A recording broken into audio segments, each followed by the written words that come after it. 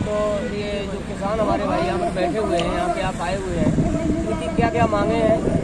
देखिए, किसानों ने जो कहा है, जो सरकार ने इस इमरजेंसी में जो कोरोना में 3 कानून लाई है, किसान उनका विरोध कर रहे हैं। तो सरकार को मान लेना चाहिए, जिनके लिए कानून लाए जब उन्हें नहीं चाहिए तो किसान सरकार क्यों दे रही है जबरदस्ती?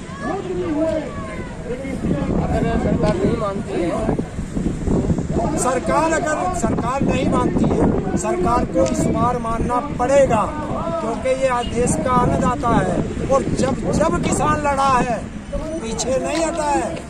इसका पक्का सबूत है कि हमने बाबा टिकैत के समय में 27 दिन मेरठ में भी लड़े थे और सन 1988 में वोट के लिए भी हम 7 दिन लड़े थे, क्योंकि मैं समाज सेवी के साथ साथ किसान भी हूँ, छोटा सा किसान का बेटा भी हूँ।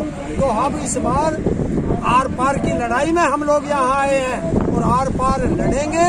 काला कानून वापस होगा या किसानों की अर्थी घर जाएगी। आपके विकलांग साथी किसानों को कितने साथ दे रहे हैं? देखिए, जगह जगह, क्योंकि हम लोगों के पास एक कमी है कि रेलवे नहीं चल रही है, वरना तो इस सरकार पे हम नहीं थमते। जगह जगह जितनी भी हमारी मदद हो रही है, हमारे विकलांग आ रहे हैं हर बॉर्डर पे थोड़े थोड़े, जो भी उनके पास सुविधा है। लेकिन इस बार 17 मार्च पूरे भारत का विकलांग जंतर मंतर पर होगा। सरकार में हिम्मत है तो रोक ले, क्योंकि इनको तो दिख गए थे ट्रैक्टर में आ रहे। हम नहीं दिखाई देंगे, हम आएंगे और आर पार की लड़ाई लड़ेंगे। क्यों? क्योंकि मोदी जी झूठ बोलते हैं। इन्होंने विकलांग अधिकार अधिनियम 2016 पास किया, हमारे नाम पे पैसा यूएन से लेते हैं और हमारे पास तक एक पैसा नहीं। आज तक विकलांग अधिकार अधिनियम पूरे देश के अंदर जमीनी स्तर पर कहीं लागू नहीं। तो क्यों नहीं है लागू? जब लागू ही नहीं है तो बनाया क्यों है? क्यों संसद का समय बर्बाद किया? क्यों संसद में देश का टैक्स का पैसा खराब किया? ये बहुत गलत है। मैं मोदी जी को बता देना। और ये थावरचंद गहलोत, सामाजिक न्याय अधिकारिता मंत्री, ये सबसे बड़ा दलाल है विकलांगों के नाम पर। जब हम विकलांग हैं तो हमारा मंत्री विकलांग होना चाहिए। दूसरा, हम लोगों के लिए देश का दुनिया में कहीं पहुंच जाइए। पत्रकार महोदय, आपसे पूछना चाहता हूं, पूरे देश के अंदर, दुनिया के अंदर सबसे गरीब, सबसे कमजोर कौन होता है? जो कुछ कर नहीं सकता, वो विकलांग है। और जब वो विकलांग है तो उसको जब तुम साथ में लाना चाह रहे हो तो क्यों नहीं विकलांग को राजनीति में आरक्षण देते? मोदी जी ने एक नाम किया, मोदी जी ने आके किया, विकलांग को दिव्यांग कर दिया। ये क्या मतलब है दिव्यांग? हम दिव्यांग हैं? अरे हमारी टांग खराब है, हमारी आंख खराब है, हमारे कान खराब है, क्या हम दिव्यांग हो गए? कैसे दिव्यांग हो गया? ये दिव्यांग है। अगर ये दिव्यांग है तो ये दिव्यांग लोग जो इतने बड़े दिव्यांग हैं, जिनको सृष्टि ने कुछ दिया, तो संसद में क्यों नहीं बैठे? क्यों राजनीति में आरक्षण नहीं है हम लोगों का? क्यों एक देश एक पेंशन नहीं है? क्यों विकलांगों के लिए विकलांग आयोग नहीं है? क्यों नौकरी का आरक्षण आज तक पूरा नहीं है?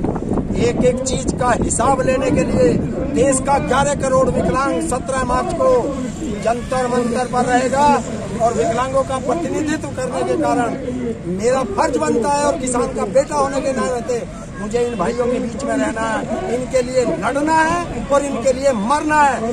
और इसको बता दूं मोदी जी को, मोदी जी तुम तो सूट पहन सकते हो, मैंने कसम खाई है अपना पूरा शरीर 2007 में, क्योंकि मुझे तो यहाँ जलने की भी चिंता नहीं है कि मुझे जलाएगा कौन, दफनाएगा कौन।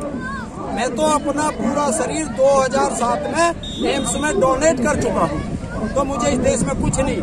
और मैं वो सिपाही हूँ इस देश का, इस किसान का, कि मैं डरता नहीं हूँ। 17 बार किसान आंदोलन में जेल जा चुका हूँ। मैं चौधरी चरण सिंह का अन्यायी हूँ, मैं बाबा टिकैत का अन्यायी हूँ, और मैं तो 2012 में अन्ना आंदोलन में भी रहा। 17 बार किसानों के आंदोलन में जेल जा चुका, तो मैं जेल जाने से भी नहीं डरता। और मैं तो बाबा योगी जी को भी बता देता हूँ, ये बार बार कहते हैं हम लोगों को ये देंगे ये देंगे, कुछ नहीं दिया किसी भी विकलांग को देश के अंदर, ना किसानों को दिया। एक स्मृति ईरानी है जिसको पता ही नहीं है देश में हो क्या रहा है, वो भी किसानों को बता रही है कि ये बिल फायदे का। बताइए, गधा बताएगा घोड़े को कि ऐसे भागोगे? बताइए आप, ये गधे को क्या पता कि घोड़ा कैसे भागेगा? ये बातें तो आपकी विकलांगी के ऊपर रही, किसानों के प्रति क्या आपका विचार है वो बताएं। अरे किसानों का बेटा हूँ, छाती अड़ा दूंगा सब।